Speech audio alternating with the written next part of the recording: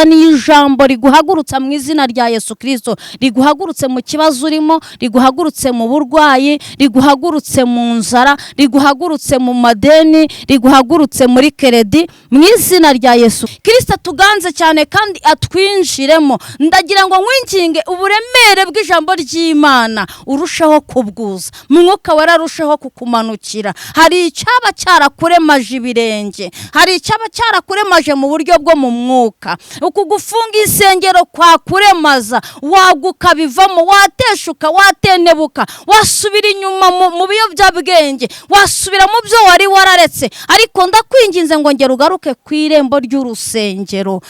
Ibintu byatuma guhora wicaye ku irembo usabiriza Kristo yaje, ibi bintu byose birahinduka. Kandi nongere nkuha amakuru, ntabwo Kristo uko yaje agasanga ikibazo cyawe kimeze siko agisiga, asiga bihinduye. Nicyo cyamuzanye mu isi, yaje gushaka izari zarazimiye. Abazimiye ni twebwe. Waba uzimiye muri ibi bihe, waba warusubiye inyuma, ndongeye ngutangarije amakuru. Ongera ugaruke ku Mana, wikomeze ku Mana, wiyivaho. Ntabwo twava ku Mana ngo hagira ahandi hantu tujya. Muri Kristo niho twaboneye ubuhungiro, ni naho twaboneye uburuhukiro. Ndongeye ndakubwiye ngo ngera ugaruke Kristo.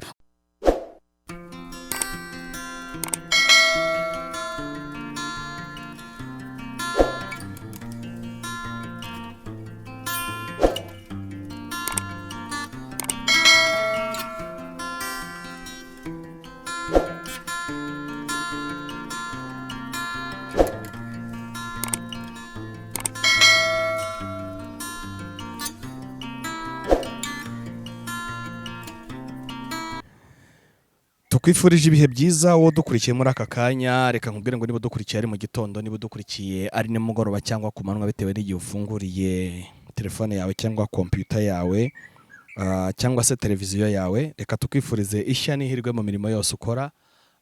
Tuguhaye ikaze kandi kuri Mugwaneza Official Rwanda. Ushobora kuba ari ubwa mbere ubonye uyu mubyeyi kuri kamera. Reka nkubwire ko ari ahantu heza uhingukiye, kubera ko uzahasanga ibyiza byinshi. Tugiye kujya tubana namwe rero mu biganiro bitandukanye, cyane cyane imibanire y'abantu n'abandi mu rukundo. Tukaganira ku bijyanye n'urubyiruko mu kubaha no gukunda Imana. Tukaganira cyane kandi kububatse, ku nshuti n'imiryango, ari nako tutibagiwe inkingi y'ijambo ry'Imana. Muri ibyo byose uzasanga rimwe na rimwe buhanuzi, uko Imana ihishuriye umugaragu wayo, kuko ni umuhanuzi. Uzasanga ijambo ry'Imana bitewe n'uko yaramutse n'icyo Imana yamushyize ku mutima. Reka nkubwire ko ahantu uzahasanga ibyiza byinshi. Rero turi kumwe nawe, ari hano arahibereye. Nawe Imana yahaye iyerekwa ryo gushinga uyu muyoboro wa YouTube. Mwe mwamaze gukora subscribe, turabashimiye cyane, kandi tubabwire ngo mugume ahangaha rwose, mufate ibyicaro. Iyo ntebe wafashe ntuyirekure. Ndizera ko tuzagirana ibihe byiza. Nge ndi Wazabi Olivier, ariko kandi ndi kumwe na mushiki wanjye. Reka abibwire. Yego, mwaramutse. Ndabifurije ngo Yesu akomeze ashimwe cyane, kandi akomeze yamamare ku buzima bwanyu, akomeze ashyirwe hejuru. Nitwa Mugwaneza Sandrine. Rero ndi umunyarwanda, mperereye muri Nyagatare, niho mbarizwa. Yego, mu bijyanye na aderese y'itorero, nsengera muri ADPR. Yego, Imana ibahe umugisha. Rero nishimiye kubana namwe, nishimiye kubamenya, nishimiye kumenyana namwe cyane. Ni iby'agaciro, ni iby'igikundiro kuba ni ukuri twabagiriyeho umugisha kugira ngo tumenyane, twungurane ijambo ry'Imana. Buri wese uzadukurikira, uzadutega amatwi, Imana izamuha umugisha, kandi ijye umukubira 770 umwanya we aba yataye wo kumva ijambo ry'Imana, umwanya aba yafashe. Ni ukuri tuguhaye ikaze, kandi natwe turishimye ko muduhaye ikaze. Murakoze, Imana ibahe umugisha. Murakoze cyane. Turishimiye kubana n'abakunzi b'uyu muyoboro, kandi turishimiye ko nawe ufunguye ari ubwa mbere ugiye gukora subscribe kugira ngo tuzabane ibihe byose. Turishimiye kandi ko mugiye gusharinga ibiganiro byacu. Tuzaganira ibiganiro byiza, abantu bazabisharinge. Ndatekereza ko bazunguka byinshi, kandi hazunguka umuntu wese uzabana natwe, n'undi muntu uzagira uruhare kugira undi muntu azana. Nukuri, Imana izamuha umugisha. Yego, ndabona witonze cyane. Niba ari uko ari ubwa mbere. Ubwa mbere ntitwari duherutse, twagize ibibazo, impamvu nyinshi zikubitanye zirahurirana, ariko noneho ni ukuri dushimiye Imana kuba itwemere kugaruka imbere n'ubundi ya kamera kugira ibintu dusangiza buri muntu wese uzatwumva. Yes, murabyumva rero turi kumwe na Mugwaneza Sandrine. Sandrine, tumaze iminsi tutakubona abagukurikira ku mbuga nkoranyambaga zawe, ntabwo zashoboye gukomeza gukora, ariko ugize uti reka mfungure undi murongo n'ubundi kugira ngo abantu bakomeze kunkurikira, bakomeze kumbona. Twitega iki gishya mu bintu bishya uzanye muri izi mpera z'umwaka? Twatangiye kwinjira mu mpera z'umwaka. Yego, ikintu twiteze n'ubundi ni igihoraho, kubera ko ijambo ry'Imana riraturuta, ni ryo rikuru ryabayeho tutarabaho. Ari nayo mpamvu ninginga umuntu uwo ari wese unyumva gukunda ijambo ry'Imana, kurisoma, kuryumva aho barivuga. Ni byiza, wungukiramo ubumenyi bwinshi kandi ugenda ugwiza ibintu byinshi, ndetse na Mwuka Wera agenda afungura umutima wawe ndetse n'ubugingo, ukarushaho gusabana na Mwuka Wera. Uko wumva ijambo ry'Imana ugenda waguka muri wowe, bigenda biguha ubundi bumenyi. Nicyo nakwifuriza abantu rero, ndumva ariyo mpinduka nshyashya nzanye kuri Mugwaneza Official Rwanda. Imana ibaho umugisha rero. Ni ukuri twinginga abantu ngo abari bahari bahagume, ndetse bashishikarize n'abandi kugira ngo baze, twese tugirane ubumwe, tugirane urukundo. Kandi Yesu yaravuze ngo dukundane. Urukundo ni rwo rwa mbere, kuko nasomye ijambo rirambwira ngo udakunda ntazi Imana. Turasabwa gukundana rero twese. Ari umbonye bwa mbere akankunda, akanshyigikira, natwe icyo dushinzwe ni ugusabirana ndetse no gusengera abavandimwe. Namwe mudusengera, natwe icyatuzanye hano no gusenga. Yes, hari abadukurikiye bari mu bihugu bitandukanye bashobora kuba tumva ikinyarwanda batari kumva ibyo turi kuvuga. Reka mbabwire ngo you are most welcome for the Mugwaneza Official Rwanda. It's a YouTube channel based for the gospel and love and forgiveness, peaceful and living. We are preparing to avoiding mistakes that destroy the relationship, friendship, family, and mutual respect, unity, health, and communication, spiritual lessons, and strengthen above the word of God. Yes, you are most welcome. Be stay here, feel at home. Ndumva n'abumva icyongereza baragerageza kumva ko tubahaye ikaze muri mwanya mwiza. Hanyuma kuri uyu munsi wo kuduha ikaze, gira ikintu ubwira abakunzi bawe, abantu bagiye bagukurikira mu bihe bitandukanye, noneho unatwinjize mu ijambo ry'umunsi waduteguriye. Yego, abantu bagiye badukurikirana mu bihe byatambutse, turabashimiye. Bari baragiye badushyigikira, Imana ibaho umugisha. Na n'ubu ngubu nanone tubinginga ngo bongere bagaruke, twongere dufatanye, kubera ko umuyoboro ntabwo ari uw'umuntu umwe, kuko wubayeho uri umwe nta hantu byagera. Ariko iyo abantu baje bakakubera support, bakagushyigikira, bagenda babigeza hirya no hino. Twese no gufatanyiriza hamwe kwamamaza ijambo ry'Imana no kwamamaza ubwami bwa Kristo, kwamamaza Kristo ko yaje mu isi akongera akayivamo, akaza kubw'ibyaha byanjye nawe, agapfa, akabambwa, agahambwa, akazuka, akajya mu ijuru, kandi akaba yaradusezeranyije ko natwe azatujyanayo abazamwizera n'abazizerera mu byo yakoze. Twasomye mu bitabo twumva amateka ye, turizera. Dushingiye no ku mirimo Kristo yakoze nabwo turizera. Niyo mpamvu mbwiye abantu bose bazankurikirana kugira ngo dukomeze kwizera. Ntabwo ari ikinyoma, Kristo yabayeho kandi n'ubundi ariho, azahoraho. Kandi nifuriza abantu kugira ngo dufungure imitima, Kristo akomeze abe muri twebwe, agirane ubusabane natwe. Ari nayo mpamvu twinginga Imana ngo itwoherereze Mwuka Wera, kubera ko Kristo yaratubwiye ngo ntabwo adusize twenyine, ngo azadusigira Mwuka Wera cyangwa se umuhoza uzabana natwe. Noneho ngo azatumenyesha n'ibyo Kristo yasize byose atavuze cyangwa se atarangije. Namara kubitumenyesha azaduha ububasha n'imbaraga zo kubikora. Imana rero ibaho umugisha kandi ikomeze ibashyigikire cyane mu izina rya Yesu Kristo. Urakoze cyane kuri iri jambo ry'ikaze kandi rituremamo umutima. Ibintu byose tubyubakira ku isengesho kubizera. Niyo mpamvu mvuga ngo twinjira nyirizina muri ijambo ry'umunsi wateguye, ubanza uriherekeresha isengesho kugira ngo imbaraga z'Imana zirishyigikire, umuntu uzafungura ntazabyumve ngo ahite afunga yigendere, ahubwo azakomeza abyumve yumve n'ubutumwa burimo. ni ukuri. Turagushimye Kristo, nukomeze wamamare, nuhabwe icyubahiro, nushyirwe hejuru kubera ko uri umunyembabazi kandi uri umunyebambe.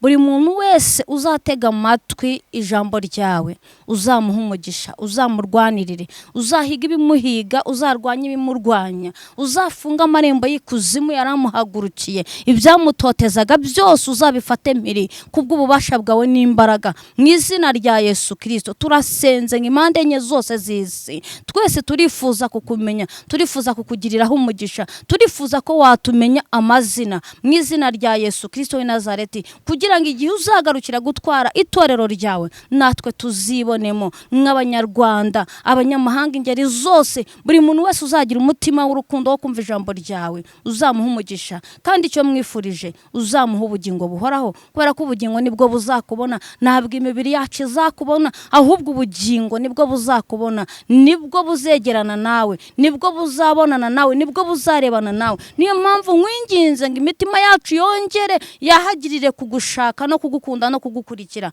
Urakoze urakarama ko byumvishe kandi kuje kudushyigikira muri ibi biganiro byose turi bugirane n'abazatwumva bose, ubishyigikire kandi ubihe umugisha. Urakoze urakarama ko byumvishe mu izina rya Yesu, amen. Yego, tugiye gusoma ijambo ry'Imana.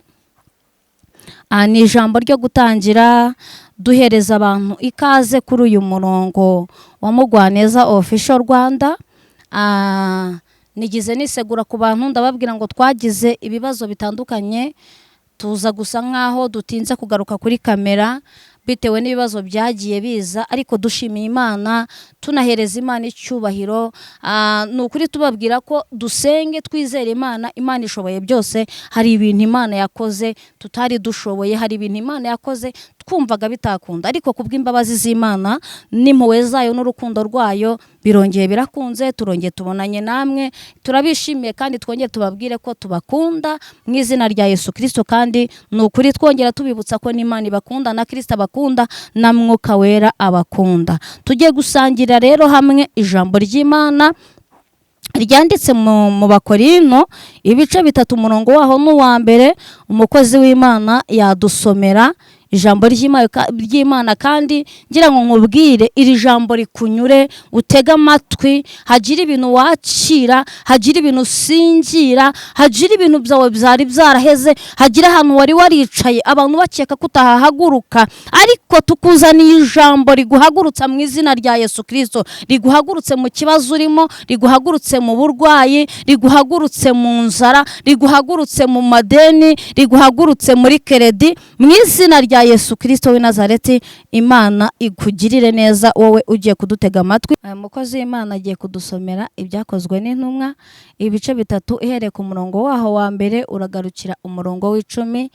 Imana ibaho umugisha, kandi ni ukuri tubashishikariza kugira ngo mutege amatwi ijambo ry'Imana. Nyamuneka ni ukuri turabinginze. Reka dusome mu izina rya Yesu Kristo. Ibyakozwe n'intumwa ni ibice 3 umurongo waho wa mbere.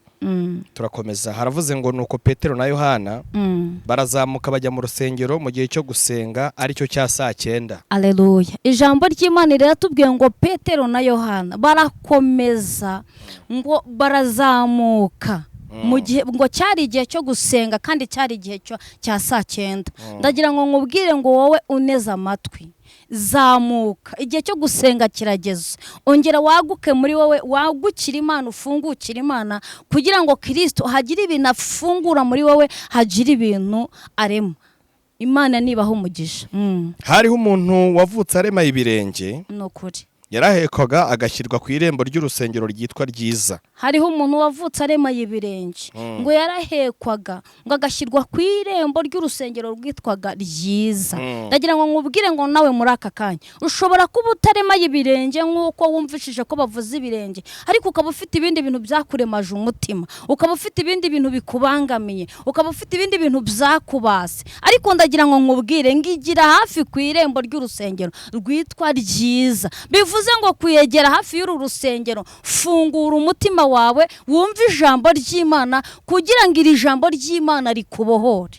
uraremaye, hari ibyakuremaje, uburwayi bwakuremaza, kugira amadeni byakuremaza, umva kwangwa n'abantu no kuvugwa cyane byakuremaza, ndetse no gutotezwa byakuremaza, bigatuma wihisha abantu, bigatuma wumva ko abantu bakwanga muri karitsiye. Ariko ndagira ngo nkubwire ngo igira ku irembo ry'urusengero, aho niho nkuhamagariye. Ndaguhamagaye inshuti yanjye, ngwino igira ku irembo kugira ngo data wa twese akugirire neza. ngo akinjira ku irembo ry'urusengero ryitwa Ryiza kugira ngo asabirize abinjira mu rusengero. Aleluya. Abonye Petero na Yohana bagiye kwinjira mu rusengero, arabasaba ngo bamuhe. Iri jambo riratubwiye ngo yahoraga kuri iri rembo kugira ngo abone uko asabiriza. Ngabonye Petero na Yohana ngo arabatumbira, arabasaba kugira ngo bamuhe, arabasaba, arivugira, atera komenti, ashyira hejuru urutoki, aravuga ati nyamuneka ko ndeba muncitse nta kintu munkoreye, ko nta kintu mumpaye. Arabasaba. Ariko Petero na Yohana nabo bongera bagira irindi hishurirwa, bagira iyerekwa, babona yuko adakeneye ibitunga umubiri gusa, adakeneye ibijya mu nda gusa, adakeneye ibiryo, adakeneye ibyo kunywa gusa, babona ko hari ikindi kintu akeneye. Barareba, bagira iyerekwa, babona yuko ubuzima bwe nawe bukwiye guhama bukagenda. Haleluya. Barareba, babona yuko afite ikibazo cyo kutagenda. Barareba, babona ko afite ikibazo cyo kudahaguruka ngo yigenze. Barareba, babona yuko akennye ijambo ry'Imana. Amina. Imana nibaho umugisha, nibashyigikire cyane, Kristo tuganze cyane kandi atwinjiremo. Ndagira ngo nkwinginge uburemere bw'ijambo ry'Imana urushaho kubwuza, mwuka wararushaho kukumanukira. Hari icyaba cyarakuremaje ibirenge, hari icyaba cyarakuremaje mu buryo bwo mu mwuka. Uku gufunga insengero kwa kuremaza, waguka bivamo, wateshuka, watenebuka, wasubira inyuma mu biyobyabwenge, wasubira mu byo wari wararetse. Ariko ndakwinginze ngo ngera ugaruke ku irembo ry'urusengero. Irembo ry'urusengero riri mu mutima wawe. Urusengero ruri mu mutima, ntabwo urusengero ruri mu mazu abantu bubatse. Hoya, gukizwa ni mu mutima, ijambo ry'Imana ribera mu mutima. Mwuka wera yagukira imbere ndani muri wowe, ni mwuka wera niha gusanga akaguhishurira, akabasha gukingura ubugingo bwawe. Mwuka wera akakumurikira. Imana ishimwe. Ndagira ngo nkubwire ngo ngera ugaruke mu rusengero rwawe imbere ndani, urebe ibyo wanjije, urebe ibyagutandukanyije n'Imana, urebe ibyagukuye kuri Kristo, urebe ibintu bitumye uremara. Ibintu bitumye uremara ni ibiki? Mbese kuvuga ntibyatuma uremara? Mbese kuvugwa cyane ntibyatuma uremara? Kuvugwa cyane byatuma wanga abantu, byatuma nawe wikuraho icyizere. Umuririmbyi yararirimbye ngo abantu babona ko uri ikibazo, ngo nawe wahindukiza amaso kubw'ibibazo byawe ukabona ko nawe ko kuri ikibazo. Ariko ndagutangarije, ndakubwiye ngo ntabwo uri ikibazo. Wewe wari wararemaye, nuzaniye amagambo avuga ngo oya, nubwo wari wararemaye ariko haracyari ibyiringiro yuko igiti cyatemwa cyakongera kigashibuka. Imana ikuzaniye ubundi buzima mu buryo bwo mu mwuka. Ongera utere imbere. Imana nishimwe, mukozi Imana akomeza dusomere. Imana ibaha umugisha abankurikiye n'abanteze amatwi. Tugeze ku murongo wa 4, haravuze ngo Petero na Yohana baramutumbira. Petero aramubwira ati uturebe. Nukuri. Abitaho agira ngo hari icyo bamuha. Haleluya. Petero na Yohana, ngo Petero aramubwira ngo wowe uturebe. Baramubwira ati wakiremawe, dutumbire, uturebe, niturinde turenga utaratubona. Haleluya. Hanyuma barangije nakubwiye ngo bagize iyerekwa, babona ko uburwayi afite bukomeye, ariko babona ko ikintu bamusigira atari amafaranga, atari izahabu, atari ifeza. Babona ko bakwiye n'abakumubwira agahaguruka akava ku gisasiro, akava ku bumuga yari amaranye iminsi. Haleluya. Nigeze nsoma ijambo rirambwira ngo hari umurwayi wari umaze igihe imyaka 38 ku kidendezi, ngo nuko Yesu ahanyuze yitambukira, ngo amenya yuko uwo murwayi ngo amaze igihe kirekire ngo arwaye. Ngo nuko Kristo arahindukira abaza umurwayi, ngo aramubwira ngo ese ngo urashaka ko nkugirira nte? Nuko ngo umurwayi nkaho yasubije ngo arashaka gukira. ariko Kristo ntabwo yitaye ku mpamvu z'uwo murwayi. Umurwayi yashyizeho impamvu ze, aravuga ati databuja, iyo marayika aje amazi akijugunya mu kidendezi, amazi akihinduriza, abafite abarwaza barabaterura bakabajugunya mu kidendezi. Agaragaza impamvu, aravuga ati njyewe simfite umuntu n'umwe unterura ngo ajugunye muri iki kidendezi. Hanyuma Kristo aramubwira tutabanje kumanuka mu kidendezi, ndumva kubw'ijambo rya Kristo rirema, kubw'ijambo rya Kristo rikora imirimo n'ibitangaza, aravuga ngo haguruka. Haleluya! Aramubwira ngo haguruka, wikorere uburiri bwawe wigendere. Imana niduha umugisha, Imana niduhana umugisha. Hanyuma Petero abwira uyu murwayi, aramubwira ngo udutumbire icyo dufite turakiguha mu izina rya Yesu Kristo. Komeza udusomere. Umurongo wa 6 aravuze ngo Petero aramubwira ati ifeza n'izahabu ntabyo dufite, ahubwo icyo mfite ndakiguha mu izina rya Yesu Kristo w'i Nazareti, haguruka ugende. Amina. Petero aramubwira ngo twebwe nta feza nta n'izahabu dufite, nta bindi bintu twaguha, ariko icyo dufite turakiguha mu izina rya Yesu Kristo w'i Nazareti. Baramubwira ngo haguruka ugende. Uwo mwanya ikirema kirahaguruka. Nasomye ijambo rirambwira ngo ububombambari bwacyo burakomera, magufwa yarakomera, atambutse abona birakunze. Tambuka winjira mu mugisha, hari ibintu bigiye gukunda kubera ko Kristo yaje. Umva wowe uneze amatwi, byari byaranze ko wabona akazi ukajya mu munsi umwe ukavuyemo bakakwirukana nta mpamvu, ariko Kristo aravuze ngo ngera usubire kudepoza, birakunze. Ibintu byatuma guhora wicaye ku irembo usabiriza, Kristo ye yaje, ibi bintu byose birahinduka. Kandi nongere nkuha amakuru, ntabwo Kristo uko yaje agasanga ikibazo cyawe kimeze siko agisiga, asiga bihinduye. Nicyo cyamuzanye mu isi, yaje gushaka izari zarazimiye. Abazimiye ni twebwe. Waba uzimiye muri ibi bihe, waba warusubiye inyuma, ndongeye ngutangarije amakuru, ongera ugaruke ku Mana, wikomeze ku Mana, wiyivaho. Ntabwo twava ku Mana ngo hagire ahandi hantu tujya. Muri Kristo niho twaboneye ubuhungiro, ni naho twaboneye uburuhukiro. Ndongeye ndakubwiye ngo ngera ugaruke Kristo, kuri Kristo. Aramubwira ngo haguruka, icyo dufite nta feza nta n'izahabu dufite, ariko icyo dufite ijambo ryahumetswe muri twebwe, dufite ijambo rya Kristo, dufite ijambo ryo kwizera. Kwizera ni igiti cy'umwimerere gisoromwaho n'umuntu wihanganye. Iki kirema cyari cyarihanganiye hariya kuri ririya rembo, baragisuzuguye, barakivuze, abakirebye nabi. Ihanganire mu kibazo urimo, Kristo yaje kukigukuramo. Amen. Ishimwe cyane. Dukomeje hepfo, ijambo riratubwiye ngo maze amufata ukuboko kw'iburyo aramuhagurutsa, uwo mwanya ibirenge bye n'ubugombambari bye birakomera. Haleluya. Arabaduka, arahagarara, aratambuka, yinjirana nawe mu rusengero, atambuka yitera hejuru ashima Imana. Imana ikuzanira umuntu wo kugufata ukuboko aguhagurutse mu bibazo urimo, ukeneye umuntu. Uryamye kwa muganga ukeneye umuntu, waraheze ku gisasiro ukeneye umuntu, mu burwayi ukeneye umuntu wakuganiriza akakubwira ati humura komera, mu ijuru hari Imana. Ndagira ngo nkwereze amakuru, Kristo nakoherereza umuntu agufata ukuboko aguhagurutse. Imana ishimwe ngo iki kirema baragihagurukije, bagifata ukuboko kirabadaduka. Kirangije kubadaduka kirakomera, ububombambare bwacyo burakomera. Hanyuma ngo kirangije ngo kiterera hejuru gishima Imana. Ndagira ngo nkubwire nawe ikibazo wari urimo. Ijambo ryarambwiye ngo turi mu isi ntabwo tuzabura ibibazo, ariko ndagira ngo nkubwire ngo hari Imana mu ijuru igize ikagabanya umusonga, ikagabanyaho. Turi mu isi ntabwo ibyo bintu tuzabura kubicamo, ariko dushimiye iyi Imana yavuze ko itazadusiga twenyine. Dushimiye iyi Imana izabana natwe. Dushimiye iyi Imana itazemera ko tumwara. Dushimiye iyi Imana itazatuma dukorwa n'isoni. Wowe unyumvishije uneza amatwi, Kristo aravuze ngo haguruka. Ntabwo azemera ko ukorwa n'isoni, ntazemera ko umwara. Mwiringire, umwizere, umwikomezeho nk'umugabo w'inyamaboko. Ni inyamaboko kandi ni intwari mu ntambara. Nudatetereza abamwisunga, ni Imana iri kumwe natwe. Niko yitwa Emmanuel, niryo zina rye. Ni ubutatu butagatifu. Ni ukuvuga ngo ntabwo ari umwijima, Kristo ni umucyo. Ni umucyo umurikira ubuzima bwawe. Ibyari byarakubase birekure, hagira ibindi bintu usingira imbaraga za Kristo, uzakire kugira ngo aguhagurutse bikunde mu izina rya Yesu. Abantu bose babona agenda ashima Imana, baramumenya ko ari we wajyaga wicara ku irembo ry'urusengero ryitwa Ryiza asabiriza ngo bamuhe.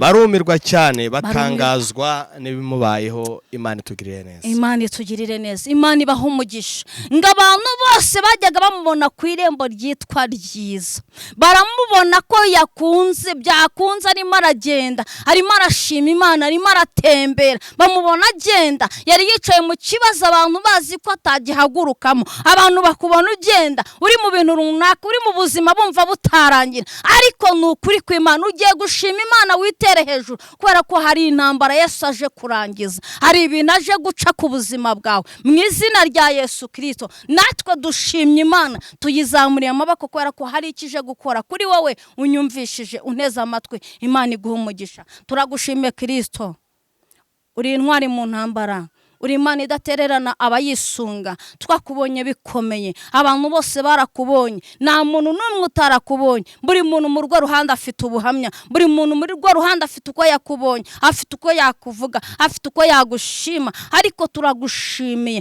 kubera ko ari wowe wasanze kiriya kiremukoresha ba Petero, barakibwira ngo nigihaguruke. Natwe twizeye yuko umuntu wese ugiye kutwumva, ugiye kumubwira agahaguruka mu kintu cyose cyari gituza umutima we, mu kintu cyose cyari kibangamiye ubuzima bwe, mu izina rya Yesu Kristo. Ijambo ryawe rirarema, ijambo ryawe rirategeka, kandi iyo ritegetse ibintu byose biratungana, kandi ijambo ryawe rirumvirwa. Mu izina rya Yesu Kristo, nutegeke kuri buri muntu wese uzatwumva uteze amatwi ijambo ryawe, nutegeke ku buzima bwe, utegeke mu kibazo cye, utegeke mu kazi ke, utegeke buri kintu cyose kibasa umutima kive ku buzima bwe. Urakoze, urakarama, uri Imana y'amasezerano, uri Imana izabana natwe, uri Imana yo gushyirwa hejuru no kwamamazwa no gusingizwa no gutaramirwa. Urakoze, urakarama, mu izina rya Yesu Kristo w'i Nazareti.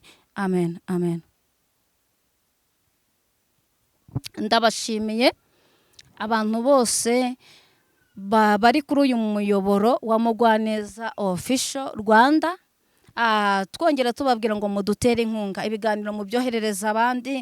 Ushobora kuba udafite umwanya wo kwicara ngo wumve utega amatwi, ariko ukaba ufite nk'umuntu iruhande rwawe, ufite umuvandimwe mu bihugu bitandukanye, ukamuha linki akabasha kumva ijambo ry'Imana kugira ngo abohoke mu mutima we. Ntabwo tuvuze ko abumva ijambo ry'Imana ari uko baba baboshywe, oya, ahubwo kumva ijambo ry'Imana ni ibihe byiza byo kuganira n'Imana kandi ukabohoka mu mutima wawe, ukumva yuko niba uyu murwayi yari amaze yicaye ku irembo, ukumva ko Imana yahamukuye, nawe hari ubuzima bubi Imana yaguhagurutsamo, ukumva yuko mu gikomere cyose ufite, ikibazo cyose ufite kitananiye Imana, ikibazo cyose Imana yakiguhagurutsamo. Ndabashimiye rero, ni ukuri kandi ndabakunda, kandi icyo mbifuriza twese tuzajyane mu ijuru. Ikindi mbifurije ni ubugingo buhoraho. Ikindi mbasabye ni ugukunda Kristo na Se na Mwuka Wera, no gukunda abantu bose muri rusange, tukagira urukundo rushya nk'urwari muri Kristo Yesu. Murakoze, Imana ibahe umugisha.